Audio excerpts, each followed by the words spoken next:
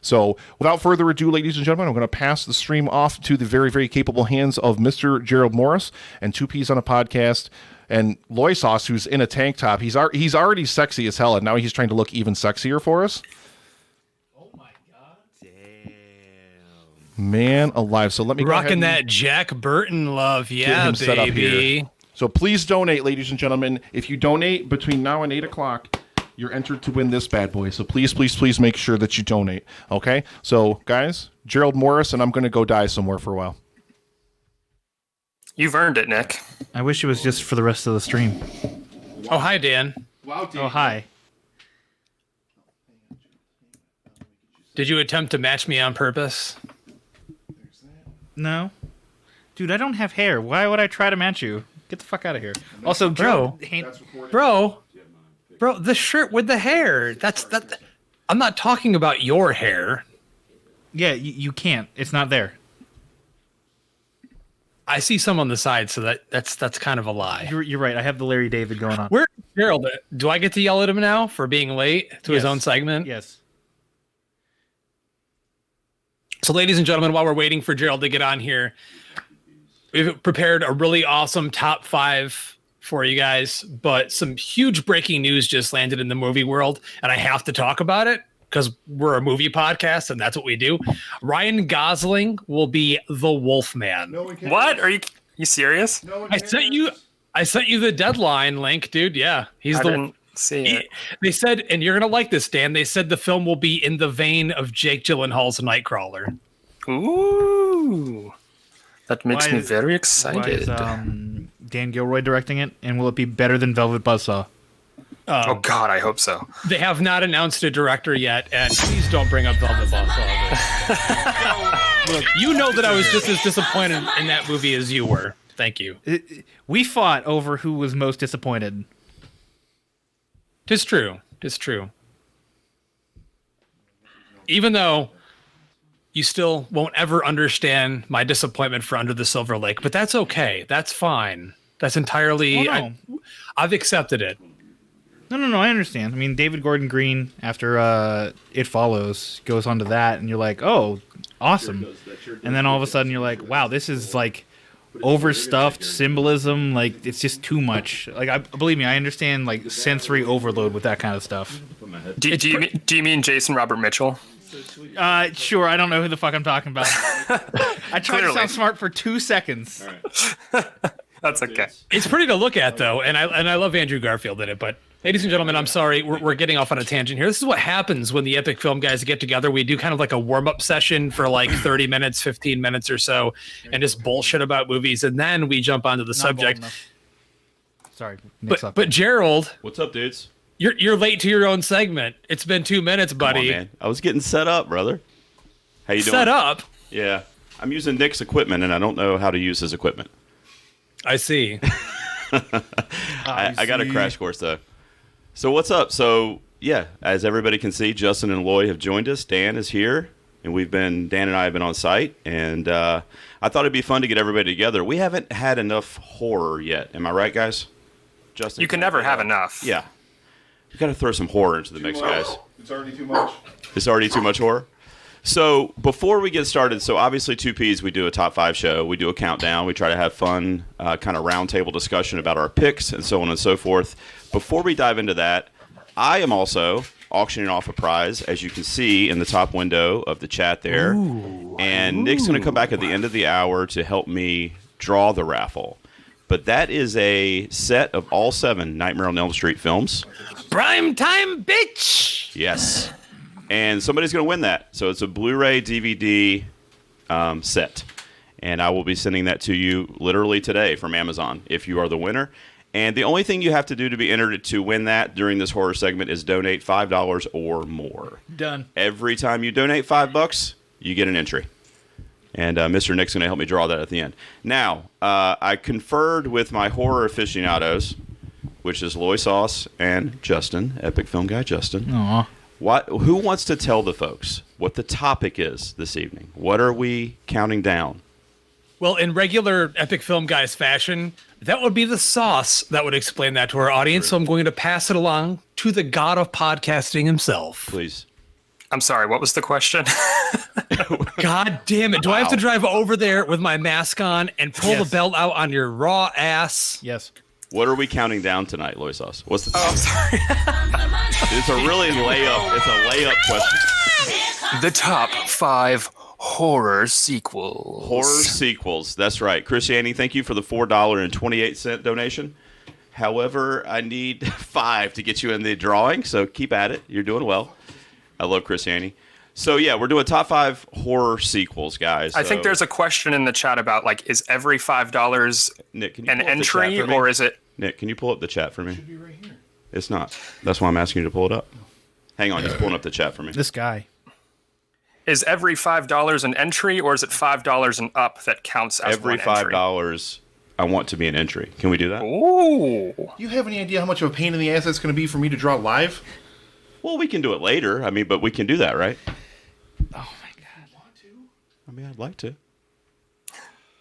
Boy, Let's do it how Gerald wants. Yeah, I think we can do it, but Nick Gerald has seems been upset such a with great me. sport.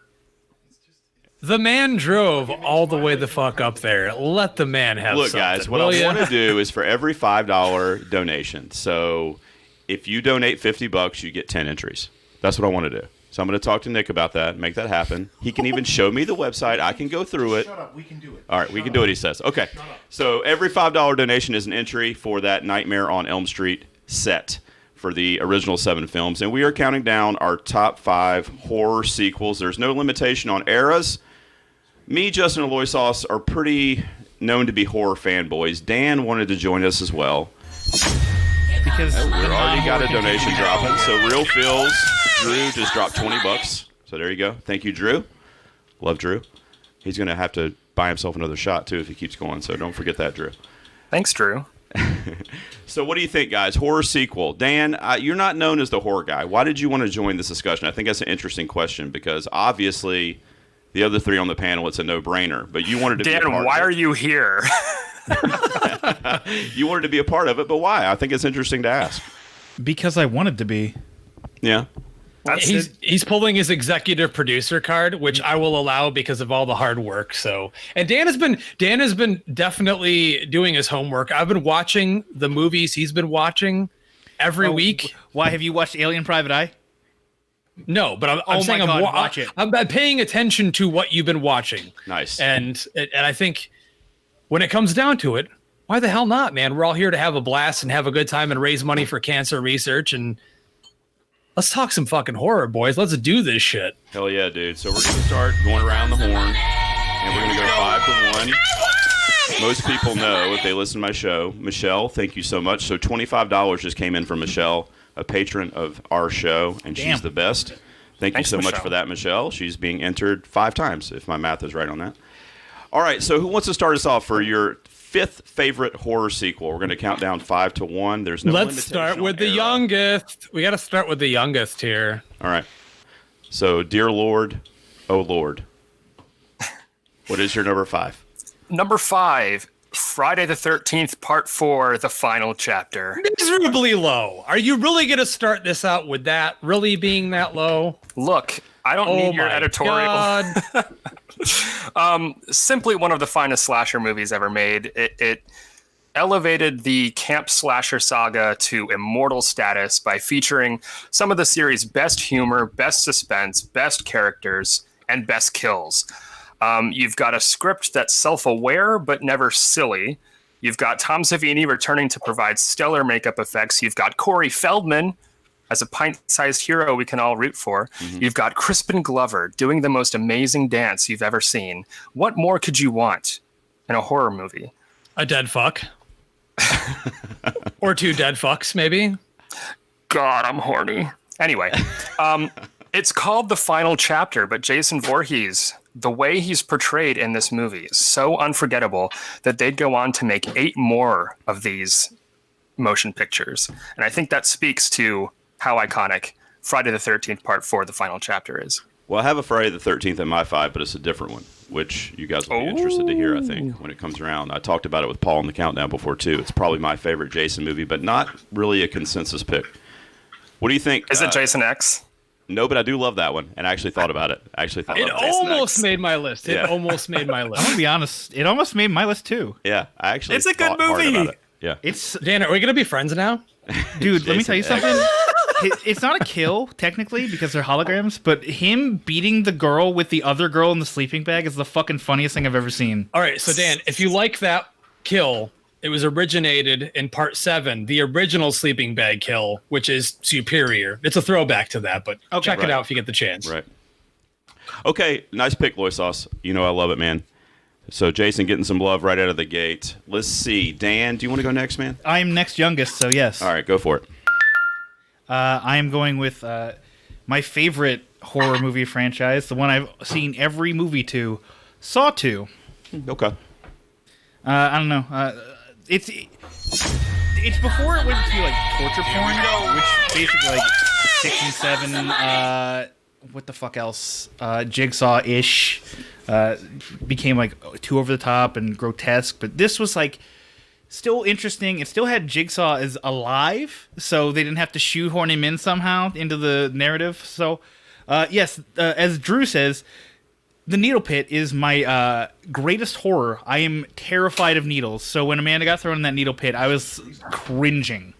Oh, dude, it's one of the best kills in the entire franchise overall. That's not a kill because she's alive in 3.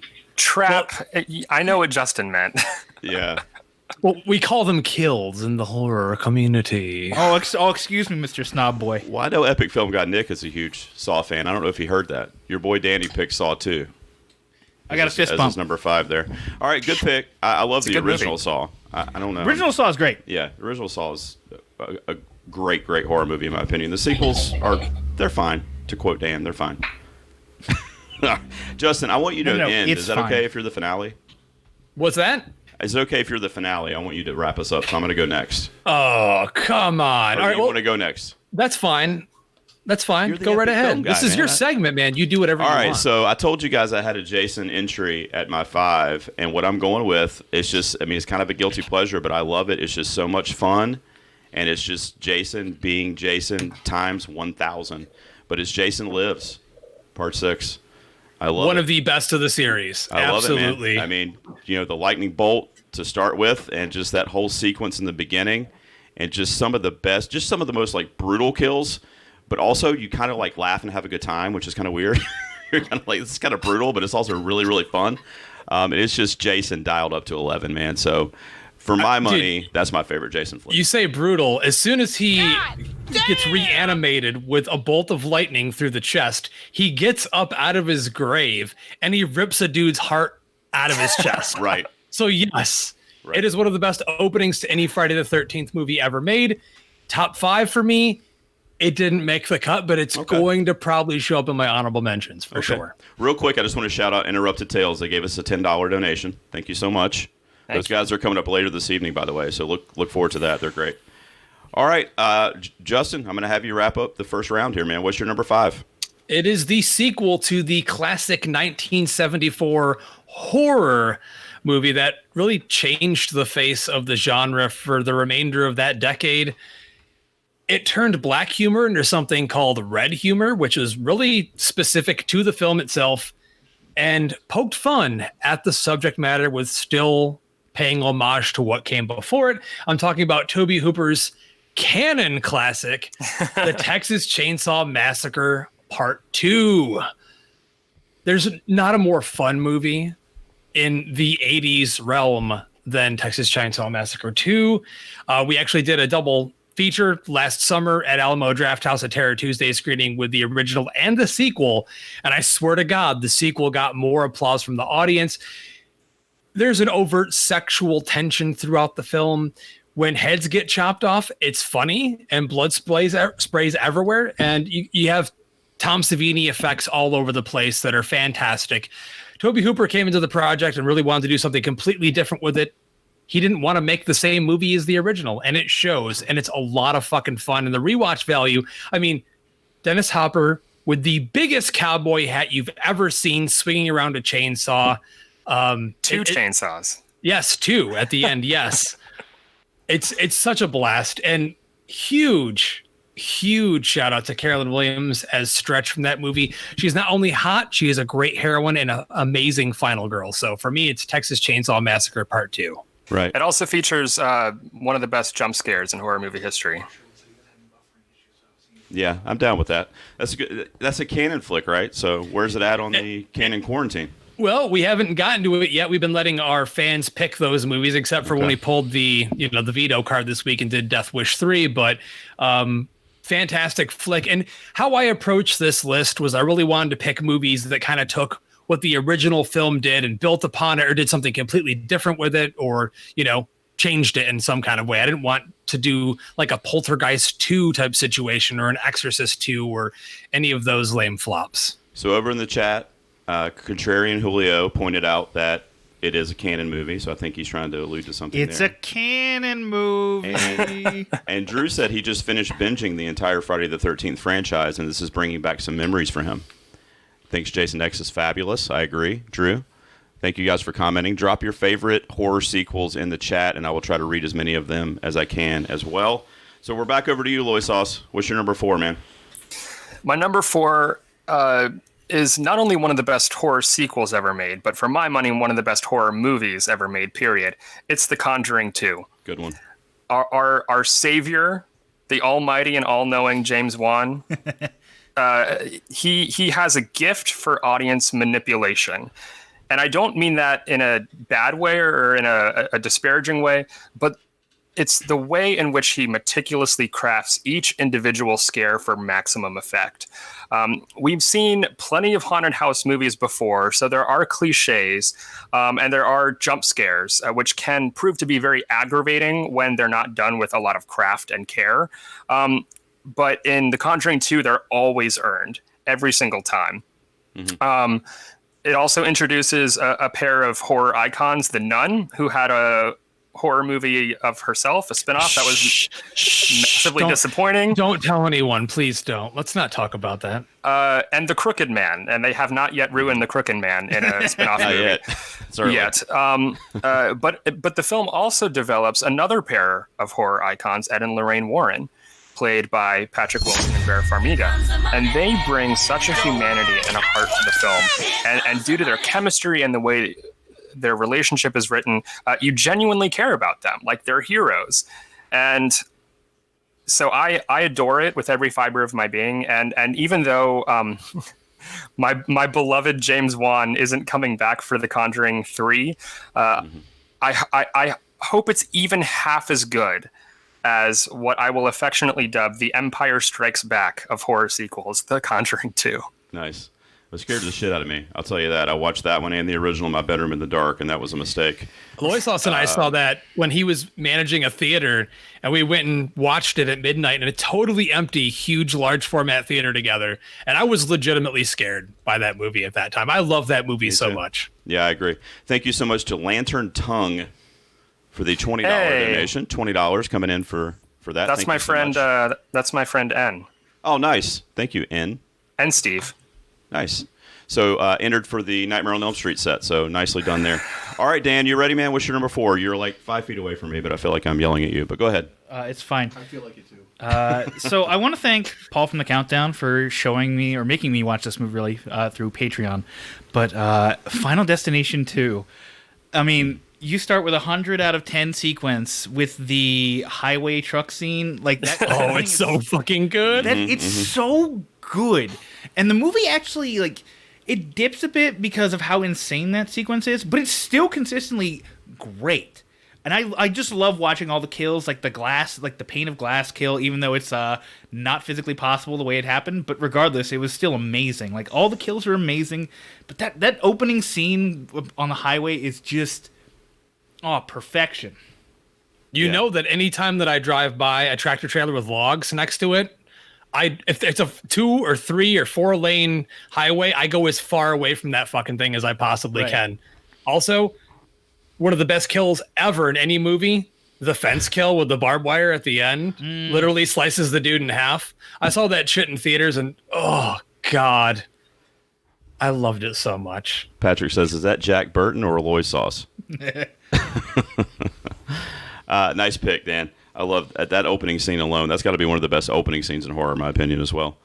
All right, so I'm up next, right? So my number 4 might be a little surprising, and I was looking through, when we decided to do this, guys, a few hours ago, and I was looking through, and I ended up with 2 movies from 2018 in my top 5, which I was really surprised at myself. Wow.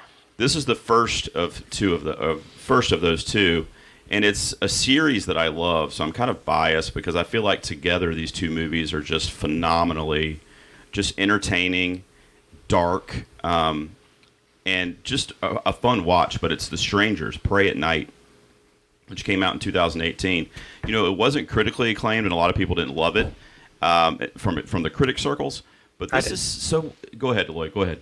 No, please. Well, I was going to say. Just saying, I liked it. Yeah, I love it, man. I mean, the pool scene, guys, where they're stalking the victims around the pool with the kind of neon palm trees around the pool.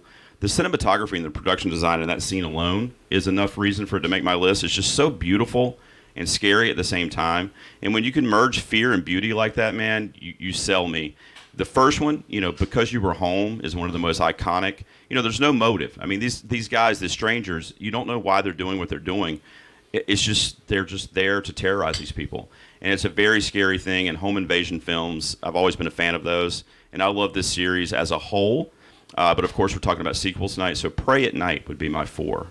What do you guys think? I really enjoyed it, man. I'm actually very, very surprised that it showed up on your list. Yeah, I was actually, to come up with my list, I was looking at my collection and, basically just kind of try to get things down to a small list. And that's up there. I own the film. I saw an advanced screening of it and was quite surprised by how good it was. It's definitely one that built upon what the first film did and did something totally different. It's a huge homage to 80s slashers, especially, John Carpenter, the truck on fire at the end of Christine, great synthwave score. And you know what, dude, you're close enough. If you want to see props from that fucking movie, just go to Kenny from the Myers house. So already. He's already got a bunch of them there. He's got that. Yeah. He's got one of those palm trees in the palm trees from the pool scene, yeah. And last year for his October Halloween party, I went inside the house. He basically has it set up like a museum. But he literally has that tree like in his living room where he watches, TV at night. And I'm like, dude, you're awesome. I love this. But yeah, if you guys want to look up the Myers house in North Carolina, if you're ever down there, it is definitely a trip and an experience. I can't wait for you dudes to come down to it, actually. All right, so where are we at? Who's up next? Justin, what do you got, man? All right, so this has to make the list. It's a requirement. There's no way I could go through this without mentioning it. It took what the first film did, amped it up times 10, and really punched up the comedy element to it. It's basically a remake of the first film. It's not necessarily a sequel in any way, but I'm talking about Sam Raimi's Evil Dead 2, also known as Evil Dead 2 Dead by Dawn. Oh, I assumed you were talking about Silent Night, Deadly Night Part 2. No, it is not Garbage Day, Dan. Put that shit away. It's Garbage Day! No, I mean, you have to... This didn't necessarily revolutionize what the first film did, but it definitely built upon it and made a much better movie. Sam knew the limitations that he had with the first movie and the budget and everything that was available to them. They made the best movie they could, and I still think the first Evil Dead movie is a classic. But this one, as I said, amped it up, juiced it up, if you will. And Bruce Campbell, for the first time, as Ash, says groovy. When he ties that he wraps around that chainsaw to his stumpy wrist. It's just so iconic. And, the black humor here is amazing. It's one of the funniest, the most gory, the most entertaining, and has one of the best rewatch values of any horror movie ever made. I know every single person will agree with me. And if you don't, you're wrong. It's Evil Dead 2. I agree with you so much that it's my number 3. Oh, nice.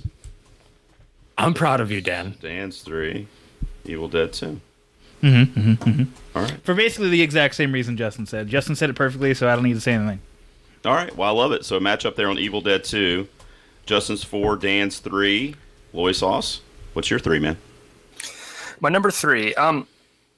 When I think horror movie, one of the first images that comes to my mind is the Bride of Frankenstein. Even though she doesn't appear until the very end, Elsa Lanchester's performance and that amazing hairdo are so instantly recognizable. For me, it's one of the most entertaining of the classic Universal monster series. there's that scene in which Frankenstein's monster and the blind hermit, which was spoofed so brilliantly with Gene Hackman and Young Frankenstein. Yeah. But that scene, the way it plays out in Bride of Frankenstein, is so immensely powerful. There's religious subtext, there's queer subtext, there's themes about life and love and death and everything in between. It's atmospheric. There's a slight camp element to it. It's oddly emotional, and it's coursing with a strange electricity that is impossible to describe unless you've experienced it. So James Whale's Bride of Frankenstein from 1935, my number 3. I love the Major callback to the props classic, on that man. one. Yeah. Major Impressed. props. Loisos, I will call that hairstyle from The Bride of Frankenstein iconic. Iconic. I said instantly recognizable, I Yeah. think. So No. But kind of the same Justin's here. idea. Iconic. Yes. You can say it. Listen, Dan, you may pay attention to how many times I say something per episode. I don't know. And I don't know what I don't listen to our episodes. I just review stuff and talk, and that's all. That's all I do. So That's why you call every third thing iconic. I wanted to see Julio. if it is iconic, I'll say so. I wanted to see Julio's comment here in the chat because I think Nick will like this. He said, Ash versus the Hand is greater than Batman versus Superman. Correct. That's definitely correct. Yes. I can't dispute that. That's him flipping you off, Julio. I don't think he agrees with you. Let's see. Julio also just made a donation, but I missed how much it was. I think it was $20. Thank you so much, Julio. You're the man, dude. Thank you. Patron of the Peas as well. I love that guy. He's going to be Patron on of Netflix tomorrow, and Swill. guys, the Contrarians. What's wrong? What'd you do that for? So now you hear how fucking loud you are. Oh, Jesus. Do you know how loud you are when you're over here? Jesus Christ. All right, it's my turn, right, guys? Yes. I don't think Nick ever knows or will ever know how loud he is. No, he doesn't. All right, so I guess I got to keep it down a little bit. Let's see. My number 3 is from The Horror Master. I love this dude. Again, I probably love this sequel so much because of the original, but it's Scream 2 from 1997. Oh my God! Seriously? Yes. Are you? I love you, Gerald. I just love it, man. I mean, it's piggybacking on the original, of course, so I have that bias going into it. But one of the best scenes in the entire series, if not the best scene, is when Neve Campbell's climbing into the car and she has to climb over Ghostface, and her and her friend have to get out of the car without waking him up. It's just a very tense scene that goes on for several minutes, and you're literally on the edge of your seat the whole time. I love that scene. I wasn't as in love with the plot twist at the end of this movie as I was in the original, because I didn't see it coming in the original, whereas in this one I wasn't quite as surprised. But I love Wes Craven. I mean, he is the granddaddy. I love this guy.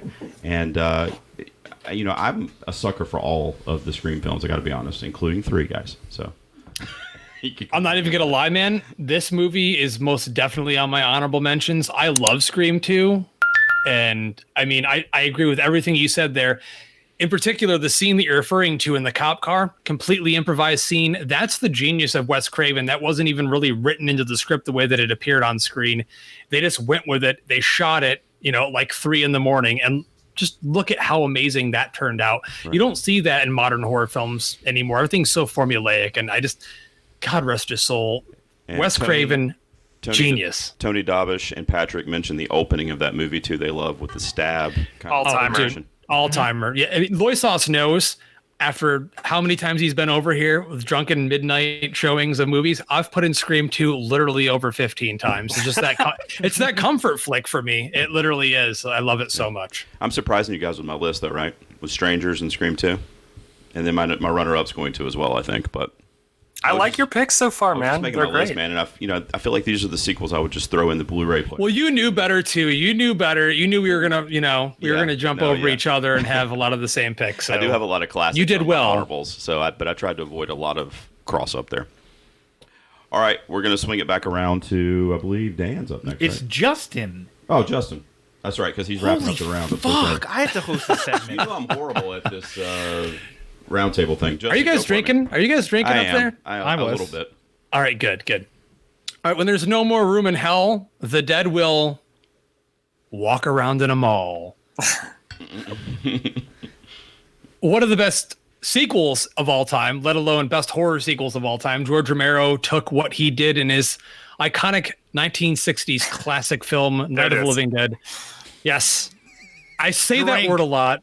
with passion, with deep passion, ladies and gentlemen, and with Dario Argento at hand to help collaborate, another horror icon created something so claustrophobic, so amazing, and so memorable, and one of the best crowd-pleasing zombie movies ever made. There would be no Walking Dead without Dawn of the Dead at all. There'd be no zombie movies at all whatsoever. So I loved Dawn of the Dead. It had to make this list. There it is at my number 3. Some honorable mentions. I love it too. There's just not a ton of classics in my top 5. I don't know. I was kind of a lot more modern than I expected to be. Well, yeah, you have to think. I mean, it took the original concept of zombies and really built upon it so hugely in, the idea of shopping malls and, the political analysis and social commentary in there. I mean, it's way beyond anything that any other horror movie was doing at the time and way before its time.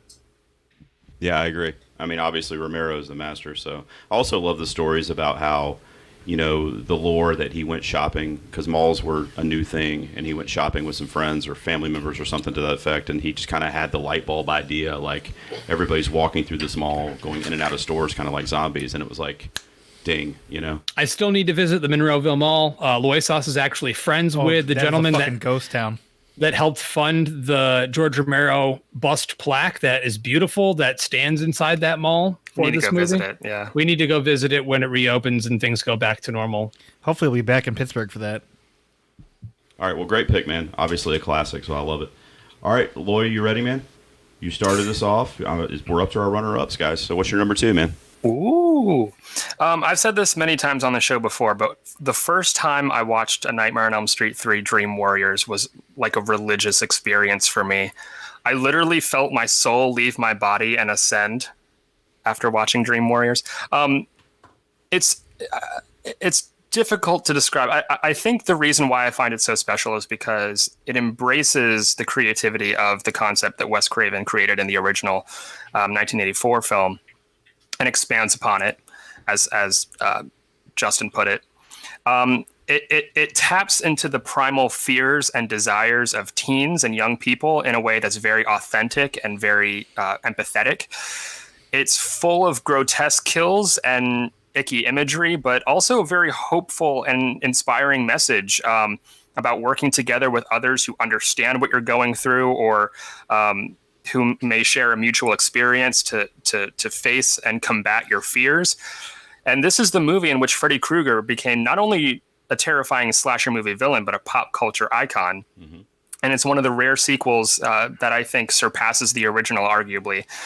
And Justin and I talked about this film at length. If people are curious and want to check out, if you want to hear us gush all over this movie, about 3 years ago, we did a full-length B-side episode on Dream Warriors. But if a movie can literally make my soul ascend, right, then you've got something really special. Yeah, you don't get much better than that. Thank you, Tony, for that $5 thank you donation, buddy.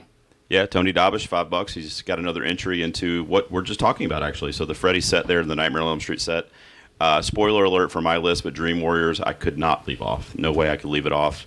I've talked about it at length on my show before, too. It's come up on a few different lists that we've done that have been horror-related. It's way higher up on my list. Yeah, same here. But it's a great pick, man. You won't get any argument from me. I think, for my money, the best Freddy kills are in Dream Warriors. I would say maybe the top 2 or 3 kills that Freddy's ever performed are in this one movie. So I'll talk about it here in a moment. But first, Dan is going to give us his runner-up. What do you got, man? All right, this is probably the most niche pick on my list. I know Justin's heard of it because he's like, oh my God, you're watching that? And it's obviously one of my favorites. It's VHS 2. Okay. It's a horror anthology movie, which, like, the general, like, storyline is that, like, these guys come across, like, this house full of tapes, and it's just like, oh, let's keep putting in these tapes and just watch them because... fuck it, we need a narrative for this movie that sort of tangentially connects everything. Fuck it, just put a narrative in there. Yeah, fuck it, just put a narrative in there. But like my favorite one, as I say all the time, is I think it's the Thai cult, basically, where it's it's just a cult, and I love cults. As anyone who listens to me talk knows, I love cults so much. But I mean, also the first one, the first story is also pretty inventive because it's a guy who is has like a GoPro on his bike helmet. He gets killed in the middle of the woods, and it's just like him, like following him around from a first-person perspective as he's wandering through the woods, living his life as a zombie. It's very inventive, and like I look forward to watching it every single Halloween. Yeah. It's a good pick. It wasn't on my radar, but I know these films are well revered. Justin, Brian, you guys into the VHS flicks? I think there are strong segments in the first two VHS films. I like most anthology horror films; they're very hit or miss for me. But certainly the cult segment in part two is very memorable and chilling. Most definitely. I mean, I remember the first time when the first VHS came out, it was really exciting because there hadn't been an anthology horror film come out in a long time.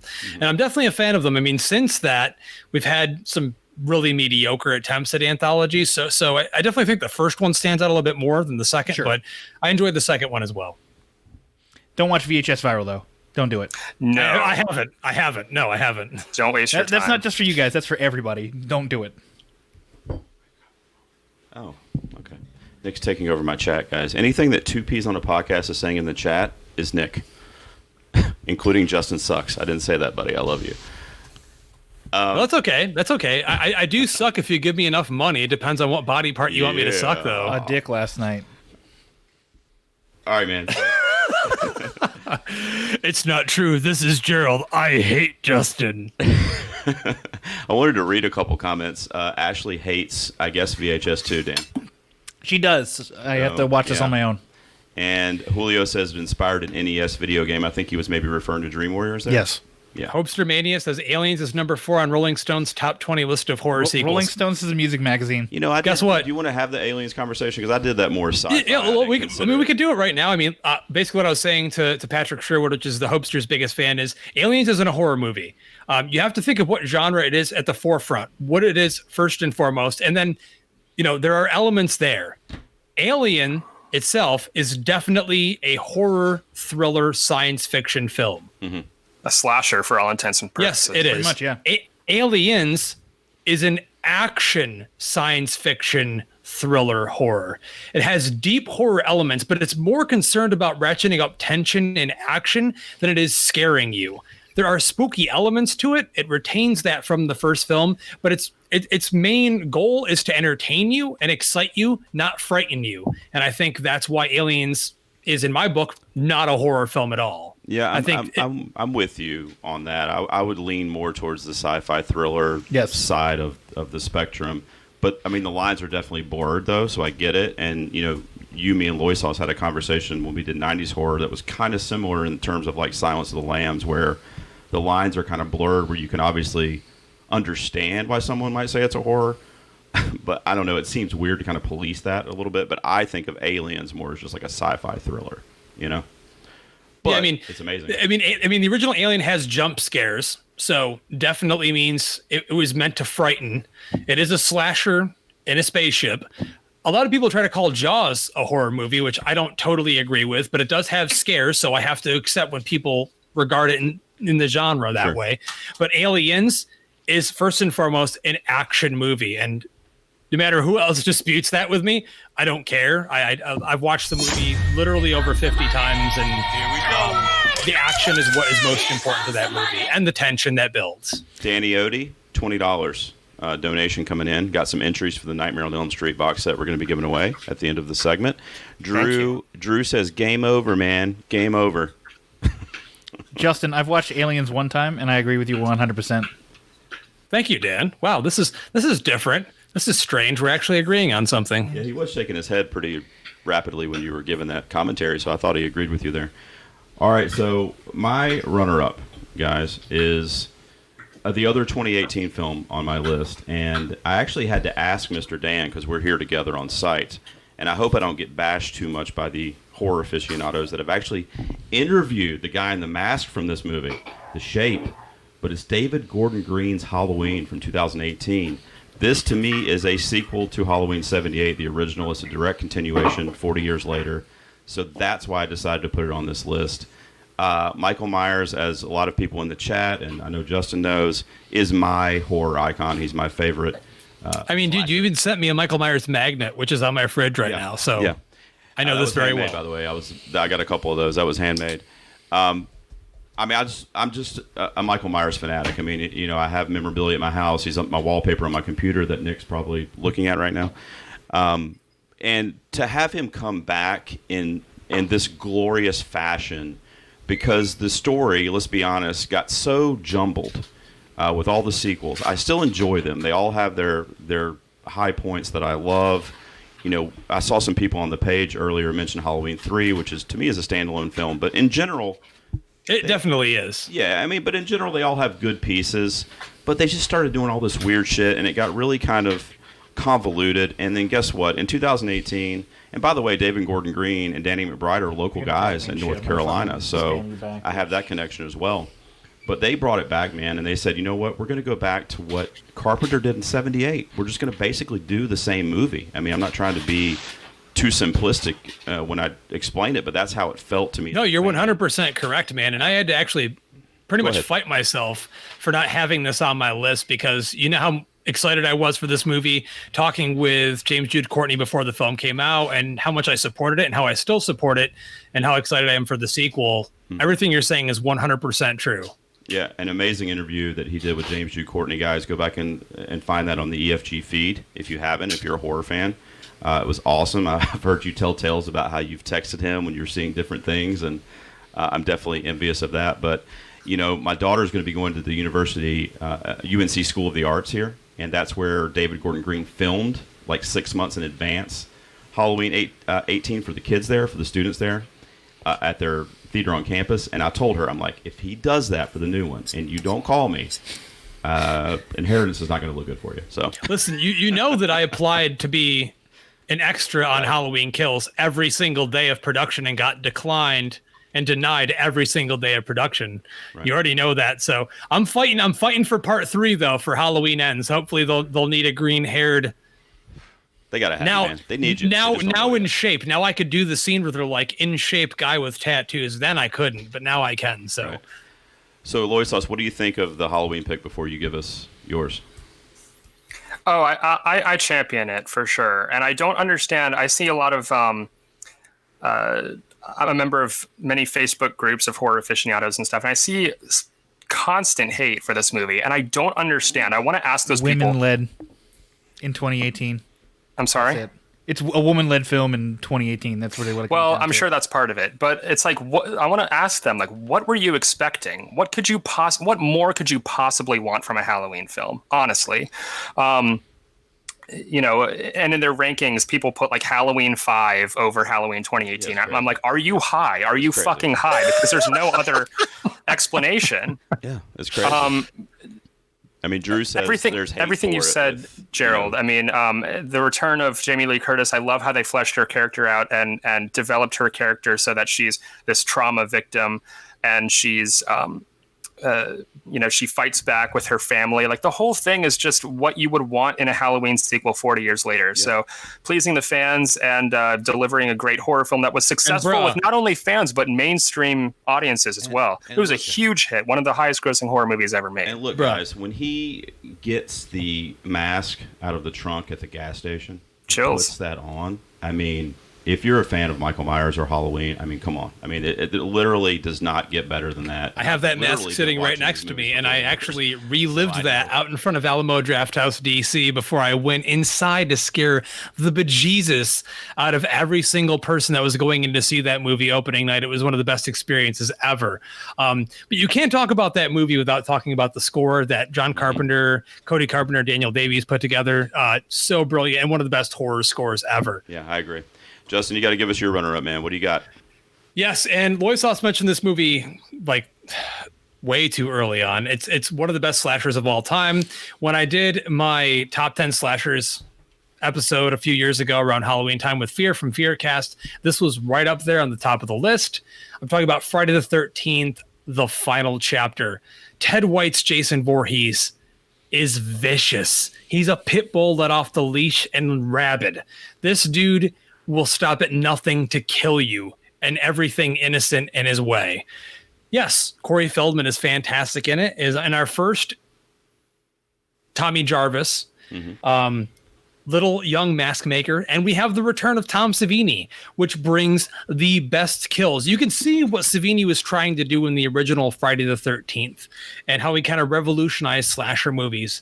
And then you can see a few years later when he comes back for the final chapter, how much he's grown, how much better he's gotten, and how much more vicious Jason becomes. And I mean, it has some of the most iconic kills of all time. We have the corkscrew in the hand and the hatchet to the face to Crispin Glover. We have at the end, the machete, Jason's face sliding down at the end. And I mean, it's just so brilliant. It has perfect amount of tension, awesome scares. And even though it doesn't really take place at a lake, I get that. It's fine. It's not necessarily Friday the 13th because it's really like a few days later in the storyline, but it doesn't matter because we don't care, because we're just there to watch Jason kill innocent motherfuckers. And that's why we enjoy the series. And I still say to this day, it's in the top 5 slashers ever made. Nothing can top it in my book. So number 2 is Friday the 13th, the final chapter. Love it. A little crossover with Loy Sauce there. So I have a question for you too, Justin. I don't know if you had a chance to go back and listen or read any of the comments from the stream last night, but Loy, let's ask him. So one of the questions was, what horror universe would you like to exist in? Which horror? What was it like? Which horror franchise would you want to be in? Like if you were yourself, you know what I mean, but you were a part of a world from. Hey, wait, so did someone ask this question and someone answered it? Yeah, it was on the Podlyway game. And who answered it? Me and Loy came up with. What did we come up with? We said, well, Loy said Friday the 13th. I said Halloween. No. The answer was Halloween. Nick's answer was Halloween. Okay, that's okay. Right. It was what Nick would have said. Nick is close because it's my favorite holiday. It's my favorite day of the year. However, more people in the Friday the 13th films get laid and do drugs and have fun. That's what Loy Sauce said. He said he wants to hang out by the lake and do chicks. That is exactly. That's exact. So, and he knows my past with those movies and how many times I've had it to them. So yes, I really don't want to think about that. I don't know why you keep bringing that up. You just want to think about the times you've had it with me. That's all. There's Nick's bird again, guys, for everyone. Don't forget, guys, we're up to our number 1s. We're going to be wrapping up here probably in about the next 5 or 10 minutes. Don't forget to leave a donation of $5 or more to be entered for the Nightmare on Elm Street set that you're looking at there. It's all 7 movies, Blu-ray and DVD versions. I will order it from Amazon tonight and have it sent to you. So please get your $5 donations in. And then Nick, I'm going to make him do a bunch of work when he comes back from his break to draw the winner for that. Also, 2Ps is getting kind of rowdy in the chat there. All right, so we're up to our number 1s, guys. So the god of podcasting, Lola Loy Sauce. What's your number 1, man? Thank you. I'd like to address a couple things in the chat first. Yeah, go ahead. Here he goes. No, Julio is giving his top 5, and that's fantastic. He's number 2, Unfriended Dark Web. He said, "Don't hate me, Loy Sauce. I think the Unfriended movies are a lot of fun, and I love the gimmick." Oh, did we get a donation? We did. Christiani, thank you so much. 666, of course. 66 cents. How fitting. Yep. So, sorry. He said, "Don't hate me, Loy Sauce. I think the Unfriended movies are a lot of fun, and I love the gimmick." I'm glad for you. I think the idea of the Unfriended series could be potentially very frightening, but whoever wrote those movies does not understand how the internet works at all. I'm just saying. There was one that I liked in the same vein. What was the one with John Cho a couple years ago? That was Searching, and that was infinitely better. Searching was great. Searching was great, yes. Yeah. I don't think that was a horror, really, but I did like that one. Thriller, A thriller. Okay. So anyway, of course I don't hate you, Julio, but I just literally do not understand with all the horror sequels out there how you could put that as a number 2. To me, it just doesn't make sense. And then his number 1 was New Nightmare, which I also love New Nightmare, but I don't consider it a sequel because it is a meta. It takes place in real life. Yeah. So to me, it's not a direct sequel to A Nightmare on Elm Street, so I did not count it. But that is an excellent pick for your number 1. I remember being absolutely blown away by New Nightmare when I saw it for the first time. Excellent movie. But my number 1 has already been mentioned. It's Evil Dead 2, Dead by Dawn, from 1987. This is the Mac Daddy of horror horror movies, period, let alone sequels. This is the original Evil Dead on steroids and crack, pretty much. It's also and one acid. of the, I would say acid 100%. and acid, certainly, Yes. sure, yeah, of course. It's also one of the best comedy films ever made, because I just about die laughing at every pratfall. And Bruce Campbell gives a remarkably committed, go-for-broke performance.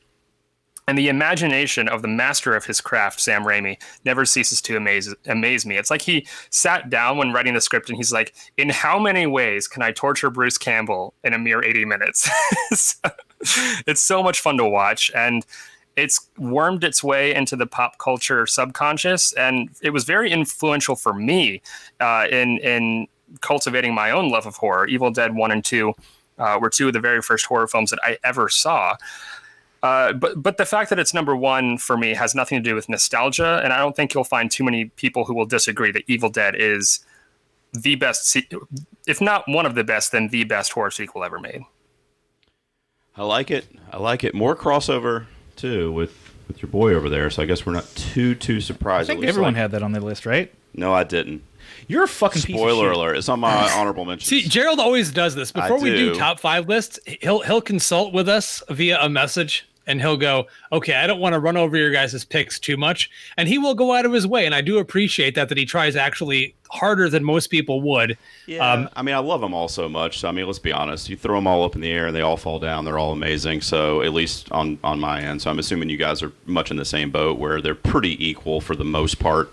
I'm sure there's different characters and direction things that you guys like a little bit more than others. But, I mean, at the end of the day, my 5 to 10 movies I have here, and generally speaking on all my list, I love them all equally. And so the ranking thing gets a little crazy, but they're all number one to me. That's just my thing. Guys, get your $5 donations in or more. We're about to wrap up here. So, let's see, Dan, you're number one, man. Has it been mentioned yet? What do you got? No, and I'm probably going to get... It's a thriller, but no, I think it's pretty fucking terrifying. It's 10 Cloverfield Lane. Okay. Great movie. I mean, basically a woman gets kidnapped, which is terrifying in and of its own right. And then she's held against her will in this underground bunker by a guy who just claims the world has ended. And he begins to like psychologically and like physically torture his victims to a degree. But like John Goodman is fucking terrifying in that movie. Like 100%, dude. Like super charming, but then goes 100% in the other direction, where he just becomes horrifying and you're scared of him. Mary Elizabeth Winstead's great. I mean, like they had to tangentially put it back into the Cloverfield universe by like having her escape, and then like, oh, there's the monsters, and you have that kind of element, but still like it's a very real-ish movie. Like I'm not gonna say like, oh, you're gonna get kidnapped by a guy who has a doomsday bunker ready to go whenever, but like it feels real, and I think that really adds to the terror of the movie. Mm-hmm. Yeah, I agree with you 100%. Yeah. That was one of my favorite films of that year, and when I saw it for the first time, I was blown away by how amazing it was, and really upset when John Goodman didn't even get a nod, even though I knew he probably wouldn't at the Academy Awards. I thought it was a career best performance from John Goodman. If they didn't give Toni Collette a nomination, forget it. We're never going to see one. Yeah, I know, but men seem to, for some reason, they're able to get nominations over women in that genre. That's true. All right, well, my number one has already been mentioned by several people, actually. So it's Nightmare on Elm Street 3, Dream Warriors. Let's just talk about it, bro. It's my number one, too. So let's just spooge all over this masterpiece. I was going to say I'd be super surprised if it wasn't on your list, so that makes sense. But, I mean, for me, I already kind of mentioned it when Lloyd brought it up. But, I mean, the kills here, Jennifer's head into the TV screen. This is your big break in TV. I mean, come on. Welcome to prime time, bitch. Yes. And Loy alluded to it, but I mean, this is when Freddy became a character, I mean, so many killers like Michael Myers and Jason and the other ones that we've been talking about are, stalk and kill, and, they're just kind of no personality. You know what I mean? Freddy really went over that. He went out of the box in terms of that. And it was also kind of a supernatural thing because, I mean, he's in your dreams, man. I mean, everybody's got to sleep. You can't escape this guy. So I've always made the joke though that Freddy was so cool and so funny that it's like I almost want to be a victim of his. Do you know what I mean? I would almost be like wanting him to give me a stand-up act before he killed me. You know, I just think he's so funny and so personable, especially in this movie. And that was when we really got to see it for the first time, like really on display here.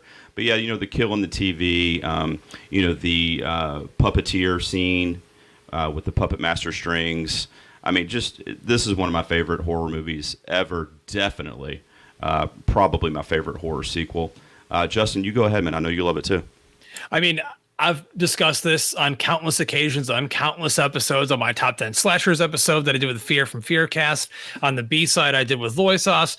When I got to see the movie, you know, on 35 millimeter at Freddy Fest last year with our good friend, the Hopesters, Dumpsters, best friend of all time, Hopester Mania there in the chat, Patrick Sherwood.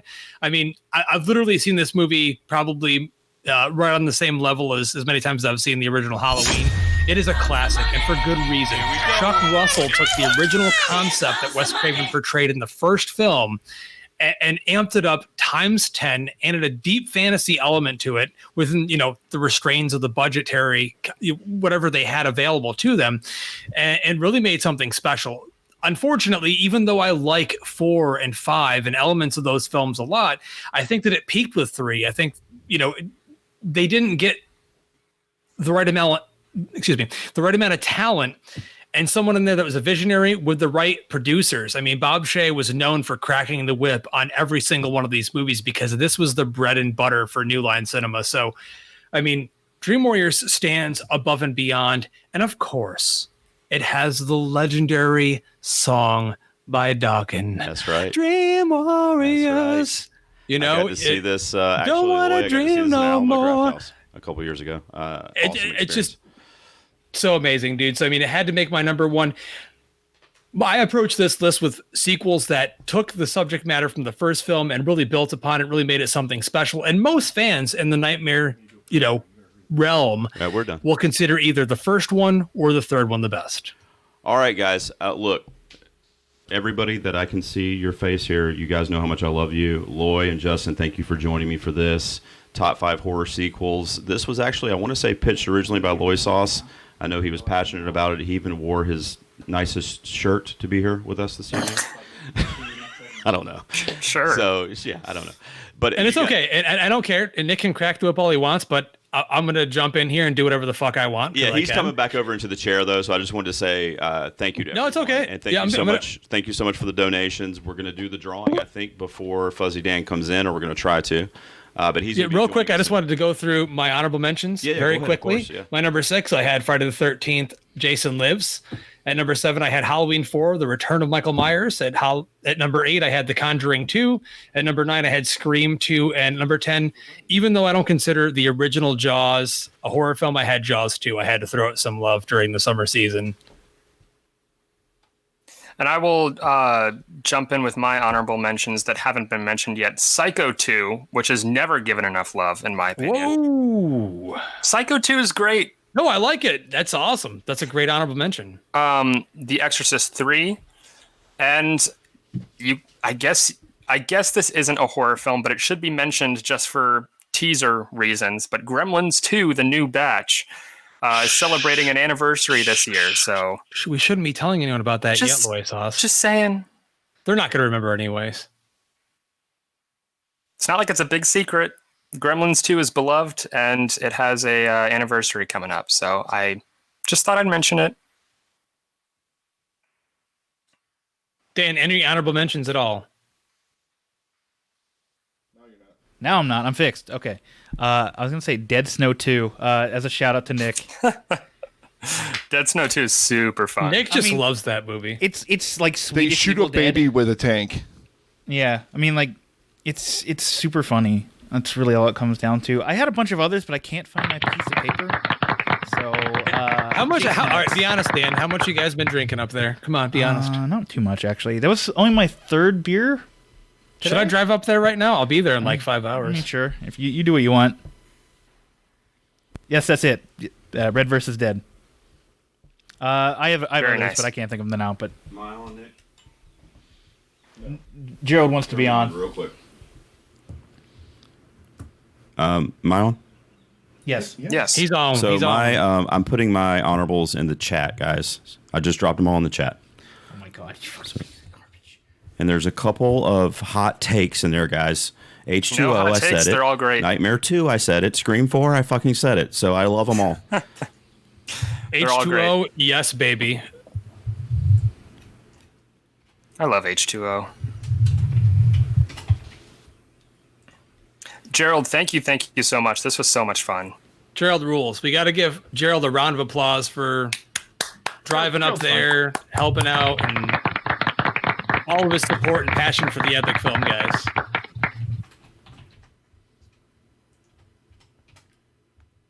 And thank you, everyone in the chat, for your donations. Hey, I'm still compiling names for Gerald's drawing, so keep talking. Tony said, wouldn't be a horror sequel discussion without including LL Cool J. Yes, those giant, voluptuous melon breasts.